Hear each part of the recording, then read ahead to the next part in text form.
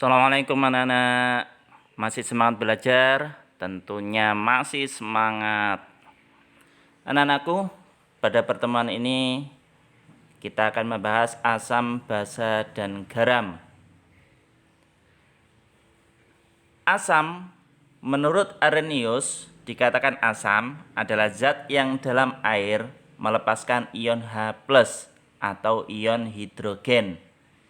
Sifat larutan asam, yang pertama rasanya masam, yang kedua menghantarkan arus listrik, yang ketiga mengubah lakmus biru menjadi merah, yang keempat bersifat korosif terhadap logam.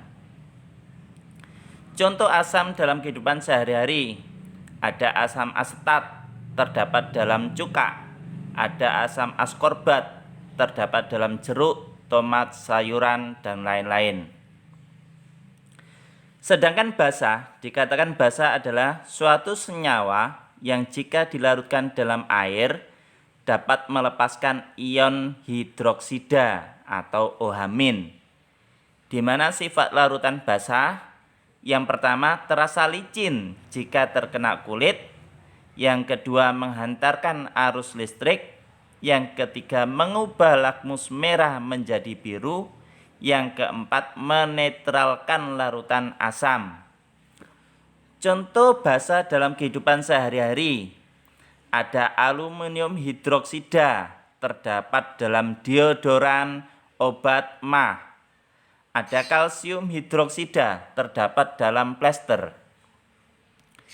Sedangkan garam, dikatakan garam itu adalah gabungan atau hasil reaksi antara ion negatif dari asam dan ion positif dari basa, di mana garam dibagi menjadi 3 kelompok. Yang pertama adalah garam yang bersifat netral, terbentuk dari asam kuat dengan basa kuat. Yang kedua, garam bersifat asam, terbentuk dari asam kuat dengan basa lemah. Dan yang ketiga adalah garam bersifat basa, terbentuk dari asam lemah dengan basa kuat. Contoh garam dalam kehidupan sehari-hari, ada natrium klorida atau dikenal dengan garam dapur. Ada kalsium karbonat, dikenal dengan kalsit atau bahan cat. Untuk mengidentifikasi asam, basa, dan garam, ada beberapa alat yang digunakan untuk identifikasi. Yang pertama adalah indikator universal berupa kertas. Jika pH-nya sama dengan 7, maka larutan itu bersifat netral. Jika pH-nya kurang dari 7, larutan itu bersifat asam.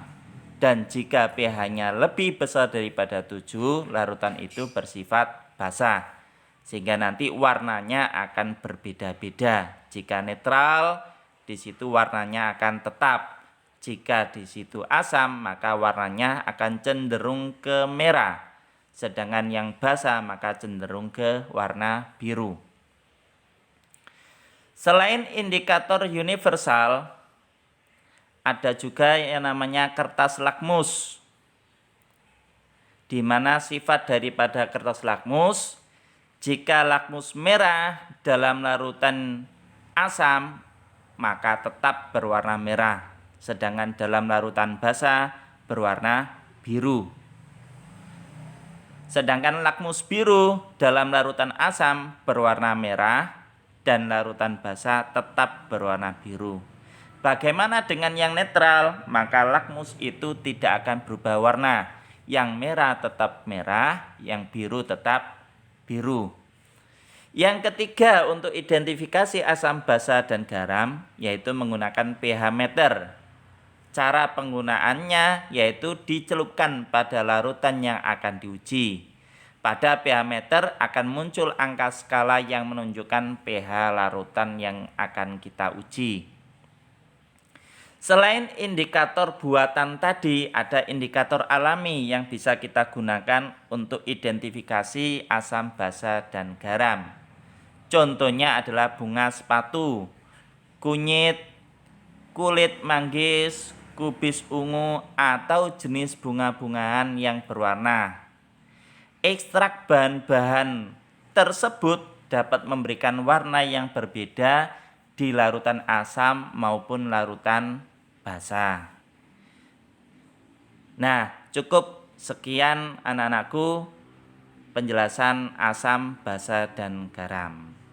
Seutas senyum yang ikhlas dan menceriakan itu adalah sebuah ibadah. Kita akan jumpa lagi pada bab yang akan datang. Assalamualaikum warahmatullahi wabarakatuh.